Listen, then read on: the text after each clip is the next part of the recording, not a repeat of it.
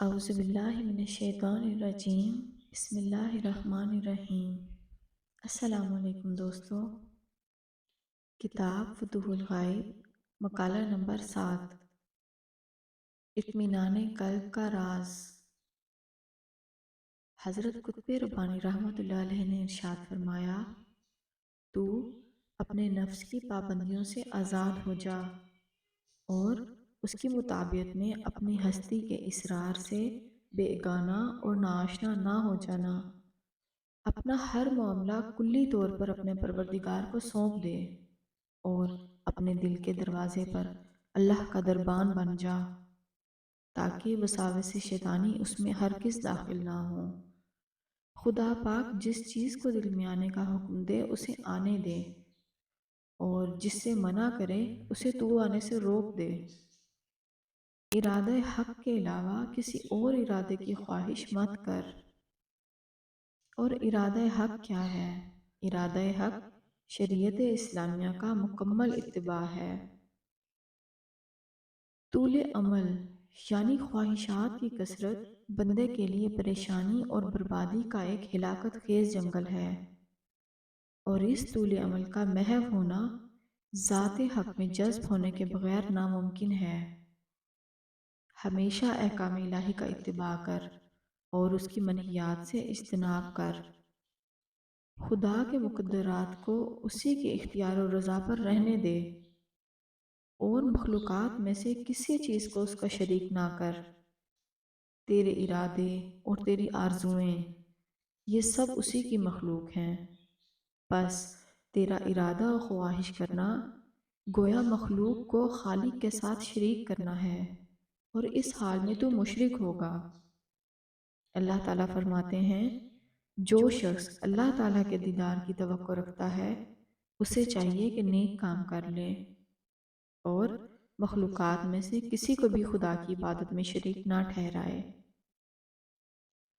واضح رہے کہ صرف بت پرستی ہی شرک نہیں، بلکہ خواہشات نفس کی اندھا دھند پیروی کرنا اور دنیائے فانی میں کسی بھی ہستی یا کسی بھی شے سے قلب و دماغ کو بدرجہ عشق وابستہ کر لینا بھی صریحاً شرک ہے۔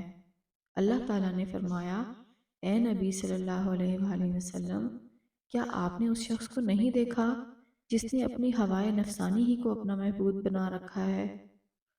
بس اللہ تعالیٰ کے سوا جو کچھ بھی ہے وہ غیر اللہ ہے، اور جب تو غیر اللہ میں مشغول و محو ہوا تو بلا شبہ تو نے اللہ تعالیٰ کا شریک ٹھہرایا اور تو خود مشرک ہو گیا۔ بس ذکر حق میں جدوجہد کر، آرام نہ لے، خوف خدا رکھ، بے خوف نہ ہو، تلاش حق میں صداقت کر، غافل نہ رہ، اور سلوک میں جو مقامات تجھے حاصل ہوں انہیں اپنی ذات سے منسوب نہ کر، بلکہ توفیق و عطائے ایزدی سمجھ۔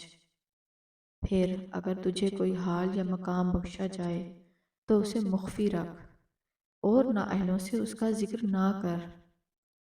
اس طریقے سے تجھے اور بھی روحانی فروغ ملے گا، کیونکہ تیرا تعلق براہ راست اللہ تعالیٰ سے، اور حسب کلام اللہ ہر دن اللہ تعالیٰ کی نئی شان ہے۔ بس ہونے والے اعمال کا مخلوق سے تذکرہ خفت کا باعث ہوگا۔ اگر تیرا حال برقرار رہے تو اسے خدا کی بخشش جان، اور توفیق شکر و زیادتی نعمت کا خدا سے سوال کر۔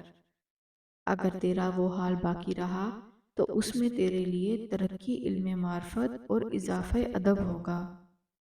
اللہ تعالیٰ نے فرمایا، ہم جب کسی آیت کو منسوخ کرتے ہیں یا بھلاتے ہیں تو پھر اس سے بہتر یا اس کے مثل اور آیت مہیا کرتے ہیں۔ نیز یہ بھی فرمایا کہ اللہ تعالیٰ ہر چیز پر قادر ہے۔ اس کو سمجھیے گا، اللہ تعالیٰ ہر چیز پر قادر ہے۔ بس اللہ تعالیٰ کو اس کی قدرت و اختیار میں عاجز نہ جان، اور تدبیر و تقدیر میں اسے کبھی بھی کم نہ کر۔ اس کے وعدوں میں کوئی شک نہ لا، اور اس کی رحمت و بخشش سے کبھی بھی مایوس نہ ہونا۔ اس کے رسول برحق کا اسوہ حسنہ اختیار کر لے، اور سمجھ لے کہ آن حضرت پر نازل کی ہوئی بعض آیات بعد میں منسوخ کی گئیں۔ اور ان کی بجائے دوسری آیات لائی گئیں اور آن حضرت سے ان نئی نازل شدہ آیات پر عمل کروایا گیا۔ یہ حال شریعت ظاہرہ میں ہے، لیکن باطنی علم و احوال کے تغیر خدا اور آن حضرت کے درمیان راز کی حیثیت رکھتا ہے۔ اس کے متعلق حضور صلی اللہ علیہ وآلہ وسلم فرماتے ہیں، میرے دل پر بعض اوقات ایک حجاب وارد ہوتا تھا اور میں اس کے ازالہ کے لیے ہر دن میں 70 بار خدا سے طلب مغفرت کیا کرتا تھا۔ بس آن حضرت ایک حالت سے دوسری حالت کی طرف منتقل کیے جاتے تھے اور اس طرح حضور صلی اللہ علیہ وآلہ وسلم منازل ضرب اور عرصہ غیب کو عبور فرماتے رہے تھے۔ نورانی اور ربانی خلعتیں آپ کو پہنائی اور بدلی جاتی تھیں اور کشف و معرفت کی ہر دوسری حالت اپنی پہلی حالت کے رفع و اعلیٰ ہوا کرتی تھی۔ ہاں، اس دوران میں جب کبھی حجاب وارد ہوتا، جیسا کہ احادیث میں مذکور ہے، تو حضور صلی اللہ علیہ وآلہ وسلم بکثرت استغفار فرماتے، اس لیے کہ استغفار تزکیہ روح اور جلائے قلب کا باعث ہے اور ہر مومن کے لیے مفید ہے۔ توبہ و استغفار ہر حال میں عبد یعنی بندہ کی دو لازمی صفات ہیں، اور یہ دونوں صفات حضرت ابو البشر آدم علیہ السلام کی مقدس میراث ہیں۔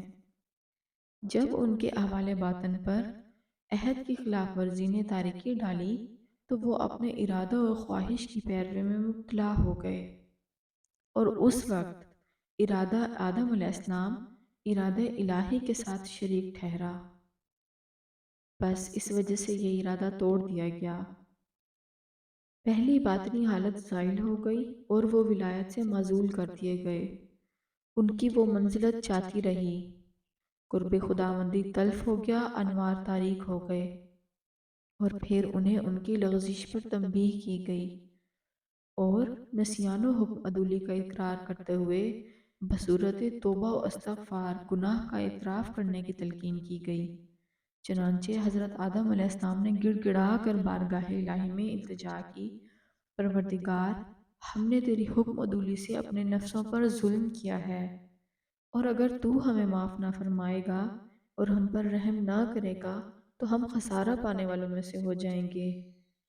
پھر توبہ و استغفار کی برکت سے ان پر اللہ تعالیٰ کے وہ اسرار و علوم منکشف ہوئے اور ایسی تجلیات کا درود ہوا جن سے وہ بیشتر ازیں بہرہ نہ تھے۔ بعد ازاں ان کا ہر ارادہ خدا کے ارادے کا مطیع و ماتحت رہا، اور ان کی ہر دوسری حالت پہلی حالت سے بہتر و ارفع ہوتی چلی گئی۔ اس درجہ پر انہیں ولایت کبریٰ، قبولیت حق اور دنیا و عقبہ میں سرفرازی نصیب ہوئی۔